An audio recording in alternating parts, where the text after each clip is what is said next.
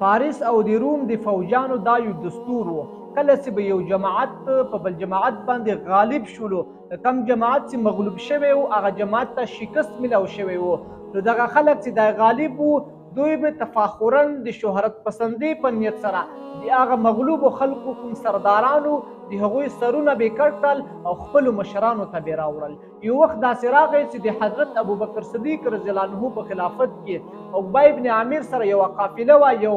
جنگي دسته ورسره وه، هغه د رومیانو سره جنگ شروع. د مسلمانانو په فکر او سوچ کې هم داسې راغی چې موږ به کله جنگ وګټو نو موږ به هم د رومیانو د سردارانو سرونه به راوړو او حضرت ابوبکر صدیق ته به یې پیش کړو.